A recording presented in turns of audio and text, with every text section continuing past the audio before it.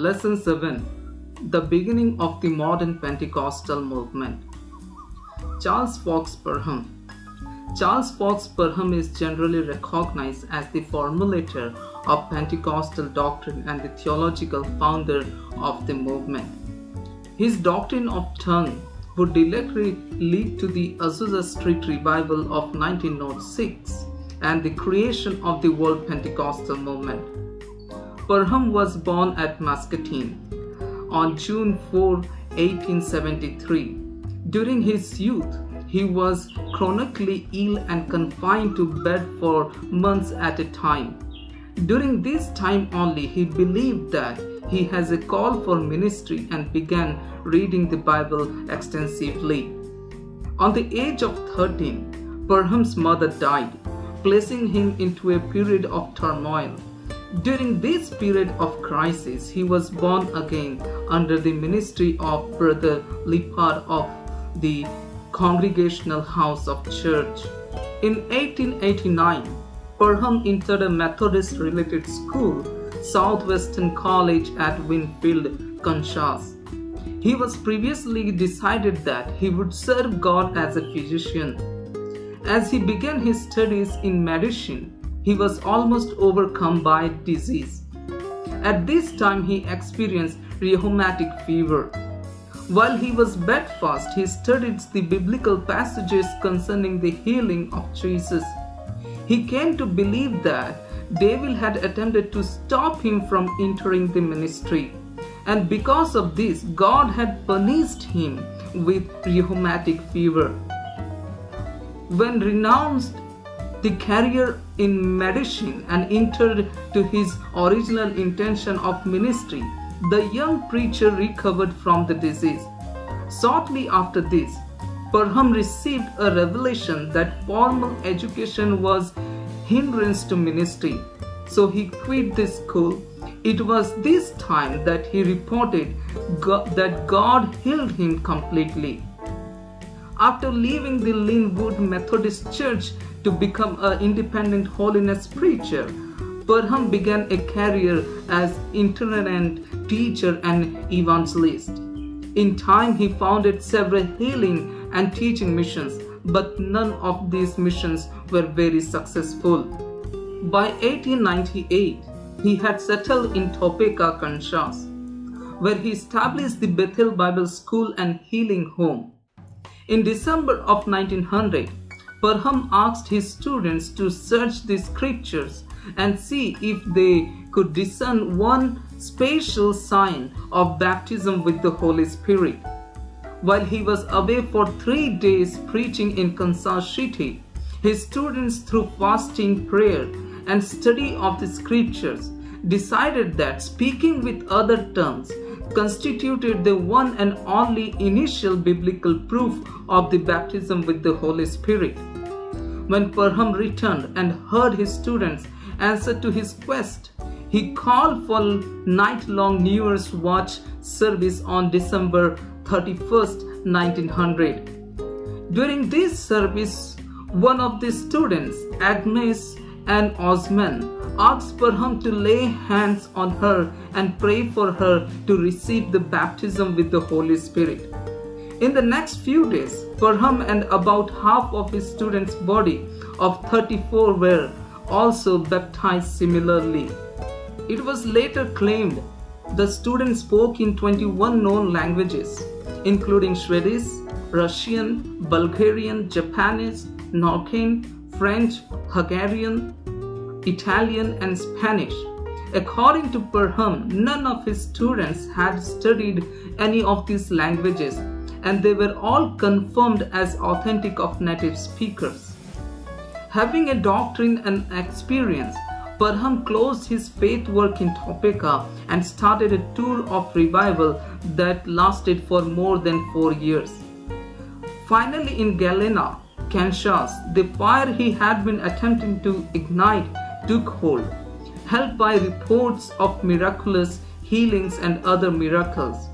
The revival brought fresh followers and crowds.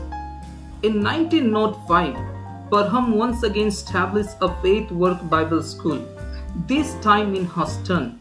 While his school in Houston only had about 25 students, one of them, William J. Seymour, was destined later to usher in the Azusa Street revival. Parham also issued minister credential to Seymour and many others who would later figure prominently in the coming revival. His contribution to Pentecostalism. He deserved the recognition as founder of the Pentecostal movement as a pioneer and author. He formulated classical Pentecostal theology, whose basics include evangelical style conversion, sanctification, divine healing, premillennialism, and the eschatological return of the Holy Spirit power evidenced by the glossolalia. His literary contributions were Bimonthly Apostolic Faith and two books, A Voice Crying in the Wilderness, The Everlasting Gospel. A trailblazer and a pioneer in ministerial training, he set up Bible colleges in Topeka and Houston. It was a faith venture, no fees charged, no known source of income, but he stated God supplied our every need and he was our all-sufficiency in all things. Los Angeles in 1906. By 1906, spiritual shook waves that had shaken Topeka and Houston began to be felt in Los Angeles.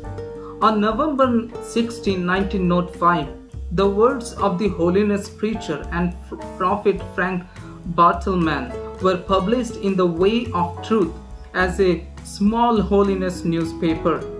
But this revival would not originate in the mainline white churches, but would take place in the Los Angeles African.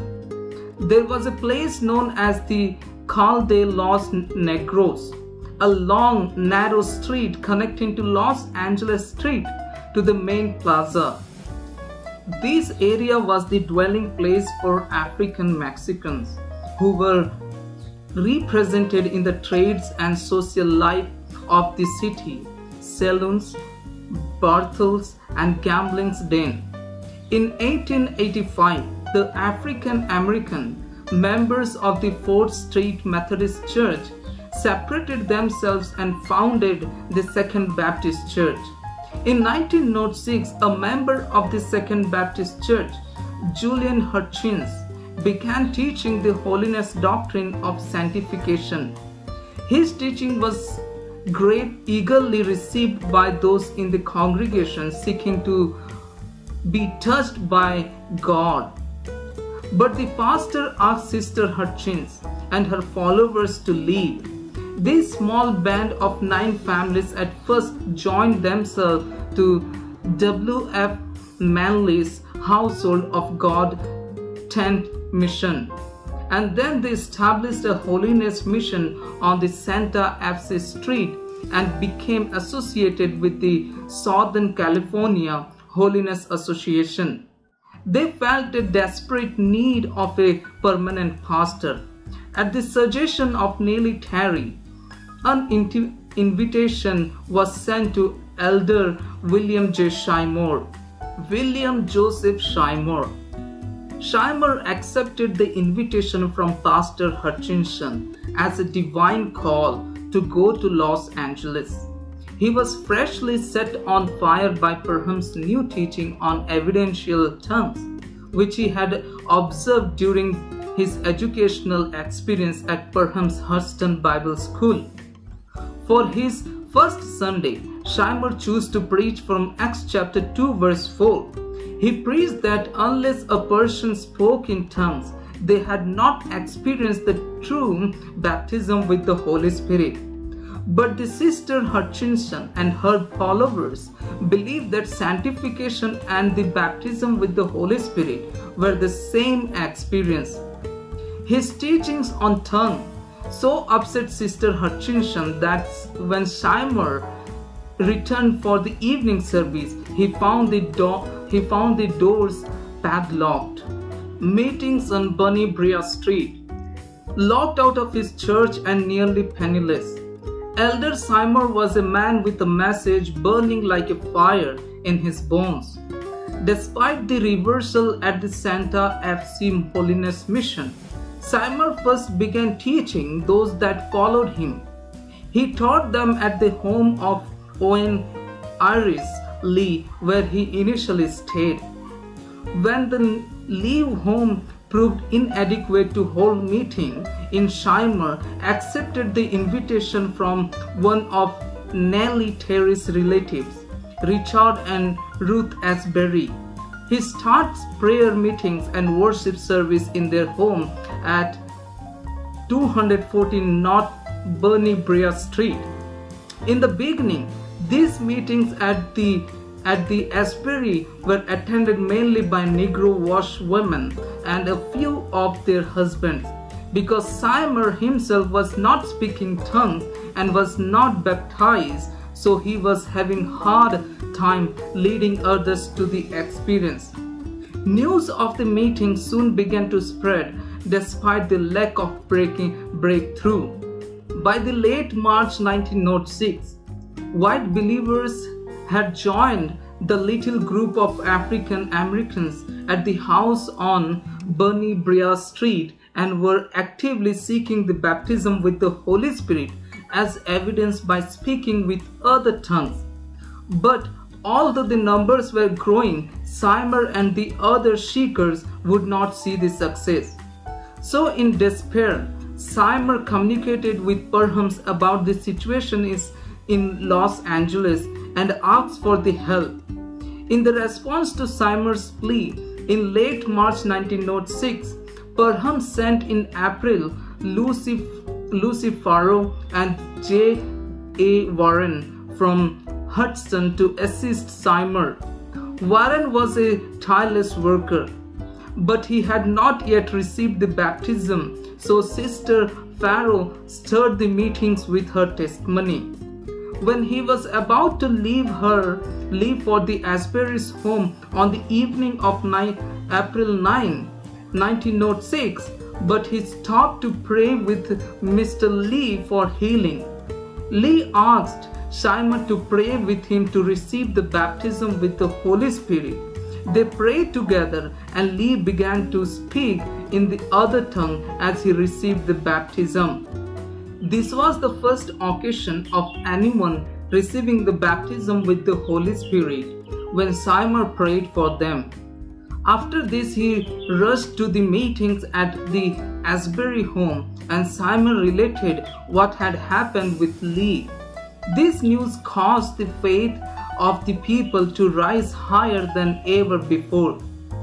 Then suddenly Seymour and 7 others fell on the floor speaking with other tongues, and this news reported to the rest of the area. When people gathered to see what was happening, the participants of the meeting went out and began to preach the message of Pentecost. One of the women who was baptized in that evening was Jenny Morey, who would become Seymour's wife. The phenomenon of tongues and dynamic message was so exciting that the next night even larger crowds gathered in street in front of the house to Seymour. And this story, which took place on April 9, 1906, have become legendary among Pentecostals. It was much parallels to the Pentecostal experience of the apostle in the New Testament book of Acts. From many denominations and numerous independent churches at the meetings immediately following the April 9, 1906. But the secular world seemed to take no notice for 9 days.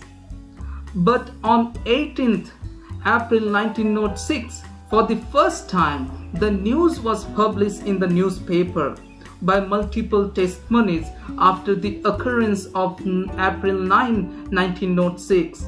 The meetings at Bernie Brea House did include run 24 hours a day for at least 3 days. It was reported that people were falling down under the power of God and receiving the baptism with the Holy Spirit with the evidence of tongues. And these were happening when people were listening to the Seymour preaching from the street. The crowd grew so large that it became impossible to get close to the house. And the praise of people who tried to get into the house became so great that the foundation collapsed. Miraculously, no one was hurt. So within 1 week, it was necessary to find a larger location for the almost continuous prayer. Azusa Street Mission. A quick search of area turned up on abandoned 2-story frame building on a shot. This building originally housed the Stevens African Methodist Episcopal Church, but the church had followed the immigration of its congregation and established itself farther south in a better part of 2. They even changed the name into First African Methodist Episcopal Church. In 1906, the building was in an advanced state of disrepair. The door and windows were broken, and the entire building was filled with debris. Arthur Osterberry hired 2 men from his crew and personally paid them to replace the windows and doors in the buildings. Simon and few others also started to clear the center of the ground. The first secular news reports of the revival appeared on April 18, 1906. The Los Angeles Daily Times sent a reporter to an evening service on April 17, and he filled reports that were highly critical of the meetings as well as of the people who attended them.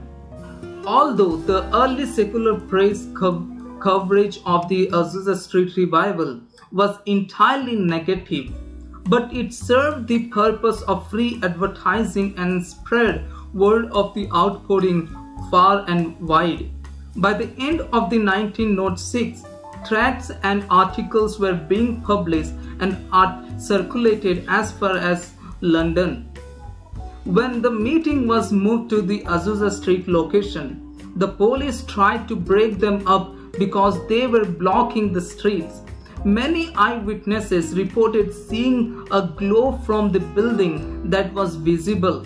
Many eyewitnesses reported hearing sounds emanating from the little wooden building-like explosion that rocked the neighborhood.